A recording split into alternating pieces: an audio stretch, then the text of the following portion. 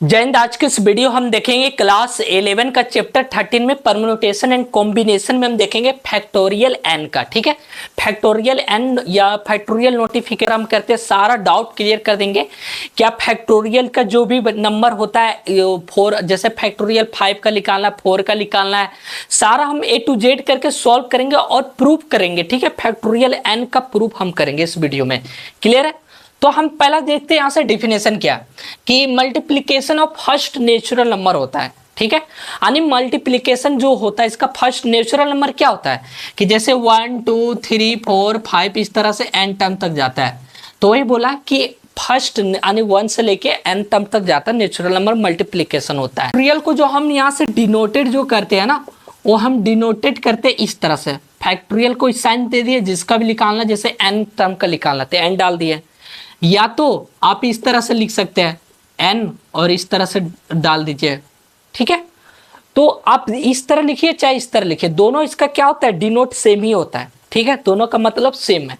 अब फैक्टोरियल का मतलब समझिए, जैसे इसमें क्या है, जैसे मान लो फैक्टोरियल 5 का निकालना है, तो 5 का निकालना है तो फर्स्ट से मल्टीप्लाई होगा 1 × 2 × 3 × 4 × 5, तो कितना हो जाएगा 120 और 20 चक 120 हो जाएगा। तो बस इसका क्या होता है, multiplication of first natural number. जिसका 5 निकालना तो 1 से स्टार्ट होगा, कहाँ तक बोला 5 तक, तो 5 तक ले गया। जैसे फैक्टोरियल 4 का बोलेगा तो 1 2 3 4 तक जाएंगे, फिर इसको मल्टीप्लाई कर दिए 24 हो गया। किसी का बोले फैक्टोरियल 3 का बोलेगा तो 1 2 और कहाँ तक बोला 3, क्योंकि स्टार्टिंग हमें 1 से ही करना है, तो कितना हो गया 6 हो गया। फैक्टोरियल 2 बोलेगा तो 1 × 2 2 हो गया। फैक्टोरियल 1 करेगा तो 1 ही हो गया। फैक्टोरियल 0 करेंगे तब क्या होगा, अब सोचो। फैक्टोरियल हमने 0 किया, तो यहाँ से फैक्टोरियल मैंने 0 किया, तो देखो फैक्टोरियल 0 जो होता है इसका भी वैल्यू 1 होता है। ठीक है, और क्योंकि ये तो नेचुरल नंबर में नहीं आता है, तो ये हमारा जो फैक्टोरियल 0 का भी वैल्यू हम 1 लेके चलते हैं। क्लियर है? तो यहाँ से प्रूफ हम करते हैं। ठीक है, क्योंकि आप यहाँ से आपको दिमाग में आ रहा होगा, बुक में भी देखे होंगे कि आप फैक्टोरियल 4 का वैल्यू तो 4 × 3 × 2 × 1 इस तरह होता है, आप उल्टा क्यों लिख रहे हो 1 2 3 4 इस तरह से, इस तरह उल्टा लिखा जाता है, आप इस तरह से लिख रहे हो।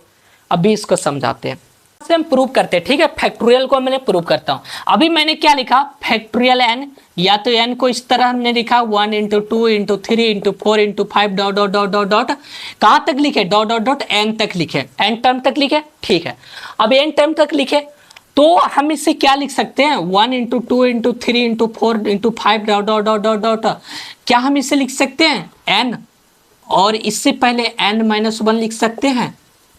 हाँ लिख सकते हैं। कैसे लिखेंगे, देखिए 2 है तो इससे एक कम आ गया, ये 3 में एक घटाए तो ये आ गया, 4 में एक घटाए तो ये आया, 5 में एक घटाए ये आया, 4 आया, तो क्या n में एक घटाएंगे तो n-1 नहीं आएगा। हाँ, यानी n में एक घटाएं तो यहाँ नंबर आया, जैसा 5 है 5 में एक घटाएं तो 4 आ गया, तो n में मैंने एक घटाया तो ये नंबर यहाँ ला निकल जाएगा।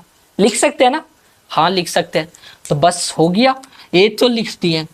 ओके, अब यहाँ से देखिए क्या करेंगे, क्या हम लिख सकते हैं 1 × 2 × 3 × 4 × 5 dot dot dot dot dot n-1 तक, और इसको एक ब्रैकेट में डाल देते। थोड़ा मेरा मन कर रहा है, इस तरह डाल दिए, क्योंकि सब तो मल्टीप्लाई में ही है ना, तो डाल दिए।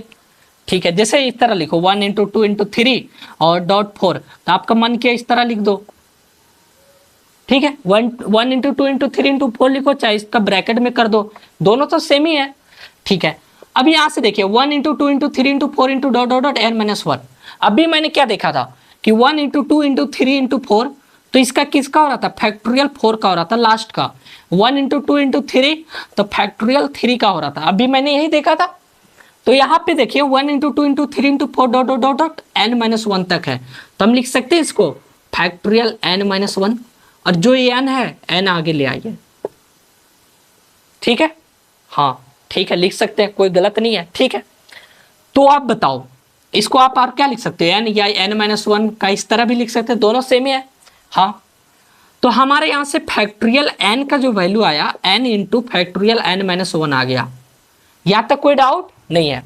अब यहाँ से देखिए, क्या हम n के, अगर n फैक्टोरियल n के जगह पे n-1 आया, n × n-1, तो फैक्टोरियल n-1 अगर निकालना रहे तो हम क्या n की जगह पे n-1 डाल दिए, n के जगह पे हम n-1 पुट कर रहे हैं यहाँ पे, ठीक है। तो n के जगह पे n-1 यहाँ डाल दिए, फिर n के जगह पे n-1 और -1 जो है -1 डाल दिए। तो ये क्या आ गया, n-1 इंटू n-2 आ गया, ठीक है। क्या हम एक और n-2 निकाल लें, निकाल लीजिए। तो n-2 n के जगह पे पुट कीजिए, n-2 इंटू n के जगह पे n-2, तो n-2 -1, तो n-2 इंटू कितना आ गया, n-3 आ गया। क्लियर है यहाँ तक, ठीक है। अब यहाँ तक तो आ गया। अब यहाँ से देखिएगा फैक्टोरियल n को हम अब निकालते हैं, ठीक है। यहाँ तक तो कोई डाउट नहीं होना चाहिए। सिर्फ मैंने n के जगह पे n-1 पुट किया इस पे, ठीक है, मेन इक्वेशन इसमें। फिर n के जगह पे मैंने n-2 पुट किया, मेन इक्वेशन इसमें n-2, फिर यहाँ n के जगह पे n-2 -1, बस वही ला दिया। अब फैक्टोरियल n हमें लिखना है, तो फैक्टोरियल n लिखने के लिए हम क्या करेंगे, तो फैक्टोरियल n लिखने के लिए पहले n है तो n डाल दिए, ठीक है, n2 डाल दिया।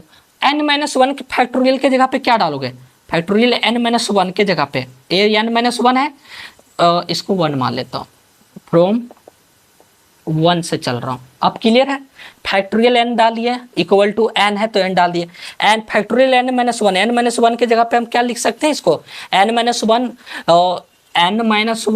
इंटू फैक्टोरियल n-2 लिख सकते हैं, हाँ लिख सकते हैं। तो क्या और हम इसे लिख सकते हैं n into n-1 into n-2 factorial के जगह पे क्या लिख सकते हैं, n-2 into factorial n-3 factorial n का वैल्यू आया, हाँ लिख सकते हैं। तो बस यही हमारा क्या करना था, प्रूव करना था। अब देखो इसमें उल्टा क्या हुआ, जैसे मैंने आपको क्या बताया था फर्स्ट में कि फैक्टोरियल 5 बोलेगा तो 1 इंटू 2 इंटू 3 इंटू 4 इंटू 5 करते थे, फैक्टोरियल 3 था 1 इंटू 2 इंटू 3 करते थे। लेकिन अब इसके अकॉर्डिंग में एक प्रूफ मैंने इस तरह किया कि दोनों सेम ही वैल्यू आता है, बट इसमें क्या है कि सिर्फ मेथड इस तरह से हम लिखते हैं। तो इसको जैसे हम यहाँ से लिखेंगे फैक्टोरियल 5, तो जैसे फैक्टोरियल 5 है तो n के जगह पे 5 डालें, तो n के जगह पे यहाँ पे क्या आ गया 5 इंटू n-1, 5 -1 4 इंटू 4 -1 3 इंटू फिर 3 -1 2 इंटू फैक्टोरियल 2 करेगा तो 2 इंटू 1 कर देंगे, फिर बस घटते जाएगा। ये तो बढ़ती जा रहा है ना, इसमें देखो क्या है कि बढ़ती जा रहा है। अगर इसको और तो आगे बढ़ाना है तो n-3 करके फैक्टोरियल n-4 कर दो, इस तरह बढ़ती जाएगा। अब यहाँ से n-4 डॉट डॉट डॉट नहीं लिखना है, फैक्टोरियल लग गया ना, तो फैक्टोरियल लग गया इसका मतलब कि ये n टर्म तक जब तक 1 ना हो जाए या 0 ना हो जाए तब तक चलती रहेगा। जैसे इसमें में देख लेते हैं n फैक्टोरियल क्या निकालना है, हमें 4 निकालना है, तो n के जगह पे हमने क्या रखना है 4 रखा है, n के जगह पे 4 इंटू 4 -1 3 और 4 -2 2 और 4 -3 1 फिर 4 -4 0, बट 0 नहीं है, सिर्फ क्या लगा हुआ फैक्टोरियल लगा है, तो फैक्टोरियल 0। अब यहाँ से देखिएगा 4 into 3 into 2 into 1 into factorial 0 का वैल्यू क्या बताएं 1, तो 1 आ गया। बच्चा 3 12 2 24 इसका आंसर हो जाएगा, ठीक है। तो अब मैंने इस वीडियो में अभी तक क्या देखा, फैक्टोरियल देखा, फैक्टोरियल का नोटेशन क्या देखा, इस तरह डिनोट करते हैं या इस तरह करते हैं।